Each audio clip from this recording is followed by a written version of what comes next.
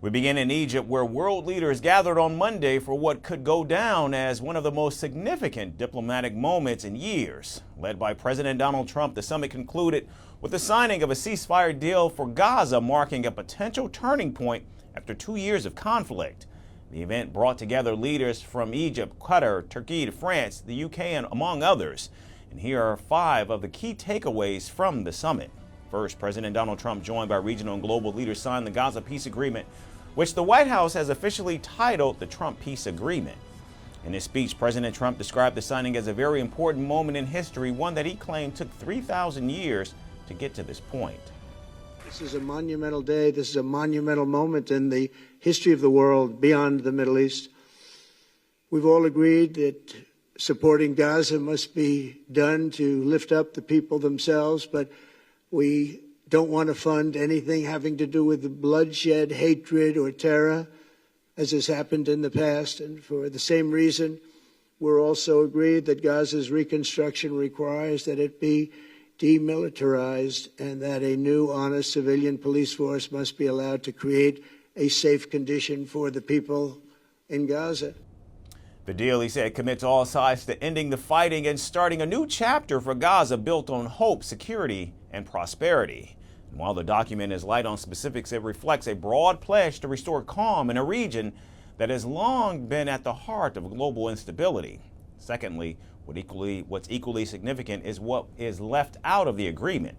The plan makes no reference to a two-state solution, the long-standing framework that envisions separate Israeli and Palestinian states living side by side. Now, earlier, President declined to directly address whether he supports recognizing a Palestinian state. I'm not talking about single state or double state or two-state. We're talking about the rebuilding of Gaza. A lot of people like the one-state solution. Some people like the two-state solutions. We'll have to see. Third, a major focus of the summit was the reconstruction of Gaza, which has been left in ruins after years of war.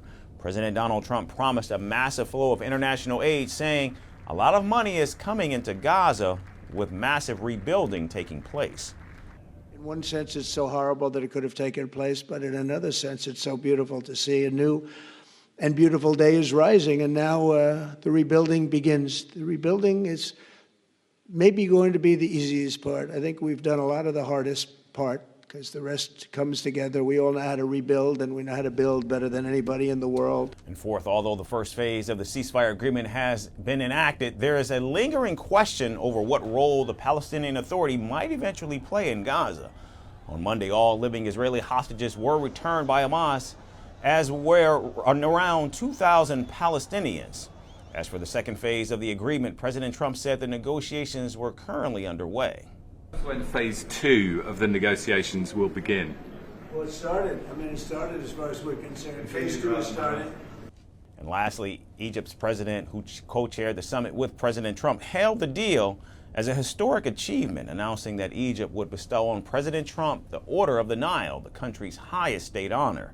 The Egyptian president also praised President Trump as the only one capable of bringing this about, saying his determination and diplomacy were crucial in getting rival sides to the table. Egypt will work with the United States in coordination with all partners in the coming days to lay the common foundations for moving forward with the reconstruction of the Gaza Strip without delay. In this context, we intend to host the Early Recovery, Reconstruction, and Development Conference, which will build on our plan to end the war in Gaza.